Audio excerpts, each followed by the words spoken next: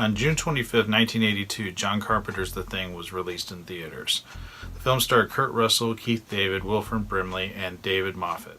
The movie told the story of a research team in Antarctica that is hunted by a shape-shifting alien that assumes the appearance of its victims. The film was a huge box office disappointment, opening a near 15 days after another more family-friendly alien film, E.T. the Extraterrestrial. Critics and filmgoers rejected the film for its over-the-top gore effects and bleak subject matter. Carpenter was extremely hurt by the criticism for the film, and the financial loss cost him another high-profile project. Most people now would probably find this information shocking because the film has only grown in popularity over the decades since its release and is now considered a cult classic. Greetings, my fellow Fright Fiends, and thank you so much for joining me here in Boogeyman Ben's Horror Zone for my first video of 2019. I really wanted to do something different for 2019 to kick the year off. I've been juggling what I wanted to talk about and how I kind of want to change things up for the channel this year. I'm trying to sort of focus and shift things away from how I've done things in the past. I kind of want to buck the trend a little bit and not be so focused on just unboxings and things like that, which I still plan to do, but I really want to get back to the heart of why I started this channel. Why I started this channel was because I love horror movies. They've been a part of my life since I can remember, and I really want to take this opportunity and this space to speak about films that have influenced me or that mean a great deal to me. And I thought, what better way to do this than to start off by talking about a film that has always meant a lot to me, but over the years has become even more of an important horror film to me. And that is John Carpenter's The Thing. And not only will I be talking about John Carpenter's masterpiece of a film, but I will also be talking about the 2011 prequel that ties directly into Carpenter's film, dealing with the events that take place at the Norwegian camp. So to give a little history about John Carpenter's The Thing, number one, it is John Carpenter's favorite of all of the films that he's made. Special effects on the film were done by Rob Bottin, who was only 22 when he started the project. The film took 3 months to shoot on 6 sound stages in Los Angeles and at northern British Columbia. The sound stages in Los Angeles were refrigerated down to 40 degrees Fahrenheit. This was the first of John Carpenter's films that he did not score. Jerry Goldsmith was originally the first choice, but passed, and Ennio Morricone composed very low-key John Carpenter's sounding score. What's also interesting is that 5 pieces that Morricone did for the film were shelved and eventually used in Quentin Tarantino's film The Hateful Eight. The movie is based on the classic short story Who Goes There by John W. Campbell. Drew Struzan created the poster for the film overnight without seeing any publicity photos. Some other interesting facts is that the Norwegian dog, whose real name was Jed, was actually a half-wolf, half-malamute breed. Jed is not the dog that's seen at the beginning chase scene of the film. That dog was painted to look like Jed. Jed was supposedly a really good actor. He never looked at the camera, dolly, or crew while filming. One of the key scenes in the film that featured the dog thing was actually created by Stan Winston. He didn't receive any screen credit because he didn't want to take away from Rob Bottin's. So the first time I saw The Thing was back in the early 80s when it first appeared on cable, and it was a part of back in the 80s, they would have kind of like horror marathons leading up to Halloween. I believe that The Thing was one of those films, and I still remember seeing the Norris creature scene, or Norris morphs into the Thing, where his head rips off of his body and turns into the spider that crawls across the floor. I still remember seeing that for the first time and just being fascinated by it. It was one of the first visual effects that really it stuck with me, and I just always remembered that scene so vividly. But it wasn't until I got older that I really started to grow an appreciation for this film. And recently, in the last couple of years, I picked up the Scream Factory release, which is a fantastic release of the film. And I watch this film probably at least 2 or 3 times a month. I don't know what it is about The Thing, but it's just such a brilliant film. I really think that a lot of the hatred towards this film had to do with timing, when it came out, the type of world we lived in back then. These types of effects that are in this that are so amazing, there wasn't anything really like that in films back then. I mean, you were starting to see it a little bit with the Friday the 13th and maybe American Werewolf in London, but it was still a relatively new art form. These over-the-top gore effects that Rob Bottin had done. Bleakness of the film, you see how these men turn on each other as they each are sort of growing to suspect the other of being a thing, and that is slowly driving them all mad, especially like when Blair loses it and kills all the dogs and threatens the men and starts smashing up the computers. When he realizes what this creature is and what it's doing, he's trying to keep this thing from leaving, and you just see how each man slowly starts to turn on one another. And there's this paranoia about where they are. So you see this paranoia building with the men at Outpost 31, and just as it gets worse and worse as more and more they start to suspect one another of being this entity, this thing that has infiltrated their camp. And the thing that I really love about this film, not only is it fantastically directed, the DP was Dean Cundy, it looks fantastic, music by Ennio Morricone, amazing special effects by Rob Bottin, but especially the performances. Kurt Russell is so fantastic as MacReady. I absolutely love that character. I'm a huge Kurt Russell fan. I love everything the guy's done. Also, Wilford Brimley as Blair. I think he's fantastic in the role. Originally, it was going to be played by Donald Pleasence, but there was a scheduling conflict and he wasn't able to do it. But I think Wilford Brimley does a great job. Very interesting character that comes off as very sympathetic, but then gets more sinister as the story goes on. Also love the late David Moffat, who just passed away recently. I love him in the film as Gary, but I love everyone in the film. Richard Dysart as Copper, the late Richard Dysart. I love him as the Doctor. I love the late Charles Hallahan as Norris. Of course, you can't say enough great things about Richard Mazur, Keith David, who I'm a huge fan of. Everybody in this film is just so fantastic, and these performances, the camaraderie between these men, and as you see at the beginning how they all, they have their differences, but they all kind of, they're all friends, and you see how this thing that infiltrates them slowly divides them, and they show aggression towards one another and start fighting and bickering. It's just such a realistic breakdown of a group of people in an isolated situation, and it just works marvelously. These actors are terrific, and it's also the way that Carpenter structures the film. Just the right amount of suspense with a huge payoff in the effects by Bottin. I think it's just done flawlessly. And it still shocks me to this day that this film was so badly received, so poorly received when it was originally released. But again, I think it comes down to timing. I think it comes down to the audience. We've grown over the years in terms of the types of effects that we're used to seeing in horror films. I think that because we've become a culture that's looking for these types of effects in films, especially if they're going to be horror films or sci-fi horror, these are the kinds of things that we expect now. And it was something that back in the 80s, it was still a brand new medium. And I just love that this film is just growing in popularity and has become the cult classic that it is. I mean, for the longest time, it just wasn't a film that was as high on my radar, but as I've gotten older, I think a lot of it had to do with the Hateful Eight and finding out that a lot of inspiration for Quentin Tarantino's film was this film, and the fact that he used five musical pieces that Morricone wrote for the film that weren't used. It just brought me back to like wanting to watch The Thing, and once I started watching it again, I had it on DVD.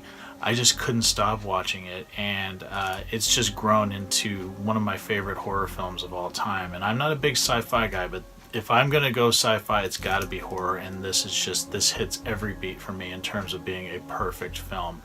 It's in my top 10 horror films of all time. I absolutely love it, and I think it's just going to continue to grow in popularity, and everyone will finally see the masterpiece that it is. And I'm so happy for everybody involved and for John Carpenter for finally getting the recognition he truly deserves for this film. On October 14th, 2011, the prequel to John Carpenter's The Thing was released in theaters. Directed by Matthijs van Heijningen Jr., written by Eric Heiserer. The film depicts the events that take place prior to Carpenter's film, showcases what happens when the members of the Norwegian research facility discover the creature and bring it back to their facility. A little trivia on the film. Producers convinced Universal Studios to allow them to create a prequel to Carpenter's film instead of a remake. They never could decide upon a new title for the film. The film is still called The Thing. One title that was floated around was The Thing Begins. My wife always calls it Pre-Thing, so I think that is hilarious, and she still calls it that when we watch it. Filmmakers used Kurt Russell's height as an estimate to how big the sets would be to faithfully recreate the Norwegian camp, because there were no blueprints that existed for Carpenter's film. An enormous number of screenshots from the first movie were kept on set while filming at all times in order to ensure that the Norwegian station would be rebuilt perfectly down to the smallest detail. In order to try not to compete with Kurt Russell's R.J. McCready, Kate Lloyd was designed to have traits in common with the Ellen Ripley character from the Alien franchise. The creature effects were done primarily with cable-operated animatronic robots, on the director's insistence, since it would improve the performances of the cast if they saw what they had to react to. Computer-generated images were used to add elements to the animatronics, such as the tentacles, or in some cases to replace the entire animatronic if it didn't move convincingly. Red ash that Joel Edgerton's character uses and eventually sticks into the wall can still be seen stuck in the wall when McCready and Copper visit the Norwegian camp in John Carpenter's film. The film also reveals that the Thing cannot replicate inorganic things such as fillings, earrings, clothes, etc. I've been a fan of the Thing prequel since I saw it in theaters. I thought it was a perfect companion piece to John Carpenter's film, but I can honestly say it is not as good of a film because there are some scenes that seem less as an homage to Carpenter's film and more like a retread. The other problem I think with this film, even though it doesn't bother me as much, but one that I think is why it doesn't resonate so strongly with audiences, is because there's not a lot of likable characters in this. There's not a lot of memorable characters in this. Everybody in Carpenter's film are very memorable. They're all very distinct. Here you have a group of Norwegians. You have Joel Edgerton's Carter, Ulrich Thomsen as Dr. Halvorsen, Erik Christian Olsen as Adam Finch, and then, of course, Mary Elizabeth Winstead as Kate Lloyd. And with the exception, I think, of Carter, Kate, and Lars, most of the characters just aren't as interesting. That's not to say that they're bad actors. That's not to say that they don't do a good job in the film, but they're just not as memorable for me. The thing that I love about the film is that it's very unique that they would make this film, that Universal would okay the producers to do a prequel to Carpenter's film and show the effects and what led to the aftermath that we see at the Norwegian camp.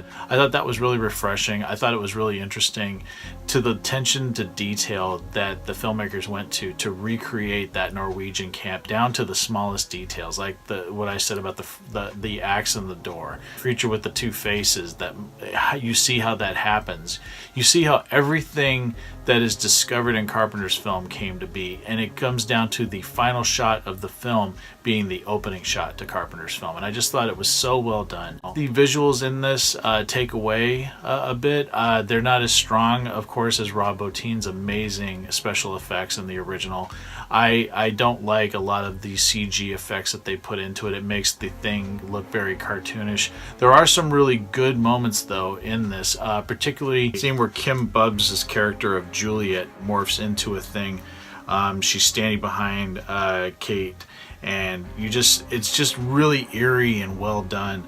Also, I like the scene where the Thing takes its first victim. That whole scene and set piece is really well done with the fire. The scene where Kate is trying to figure out which person could be a Thing, and it comes down to checking each person's mouth for fillings, because if they have fillings in their mouth, obviously the creature hasn't taken them over, because it cannot replicate inorganic matter. Mary Elizabeth Winstead does a fantastic job in this. I've always been a fan of Kate Lloyd, and the first film didn't have any women in it, so it was nice to see a female lead in this one. Also, I love Joel Edgerton as Carter. Does a great job without trying to be like Kurt Russell. I didn't really get that vibe from him that he was trying to be like Kurt Russell. Ulrich Thomsen as Dr. Halvorsen is such a dick in the film. I didn't like him at all. I'm not saying he's a bad actor, just the character is very unlikable, and there's nothing redeeming about him in any way. Everyone else in the cast does a great job. I didn't feel like these characters were as memorable as what was in Carpenter's film, but it's a huge thing to sort of compare it to. This prequel is very fluid, and it really ties into Carpenter's film beautifully. You can literally stop it, put on Carpenter's film, and it feels like one long story. It is just absolutely fantastic. It just works beautifully down to the smallest details. They even used the same helicopter that was used at the opening of Carpenter's film at the end of this film. That for me just shows that there was so much heart that was put into this production, and it's a shame that this film didn't perform. It was another big box office bomb, and didn't perform well at all. But I think we're lucky to have gotten it. I think a lot of people write it off because the effects aren't as strong. But I think the story is really good. And yes, it does have some moments that make it feel more like a remake. But it still works for me. And yes, I can see that some scenes can be taken as homages. Others can be like almost like a retelling of the same thing that we've seen. So that does come off as redundant. But at the end of the day, I still think it works really well. It's just a fantastic prequel.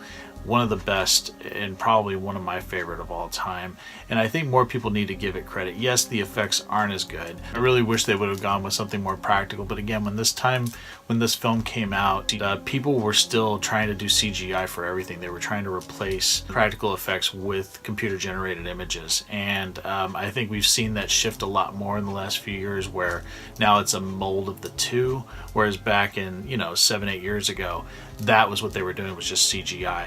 And it's unfortunate because it really takes away from the impact of some of these shots. So yeah, there's a lot that this prequel offers. I still think watching both of these films together, it makes for a terrific experience. And I suggest watching this one before you watch this one, because it just makes for a perfect story.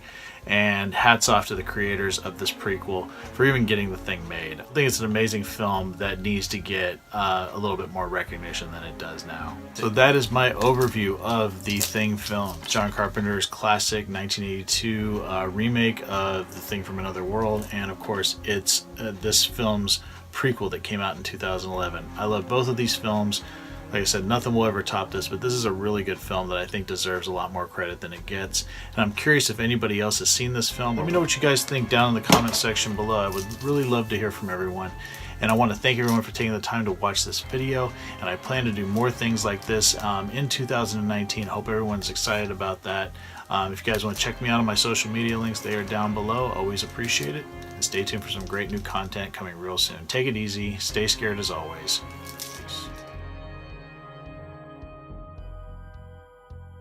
I have a Patreon page. If everybody wants to help support me, the link is down below.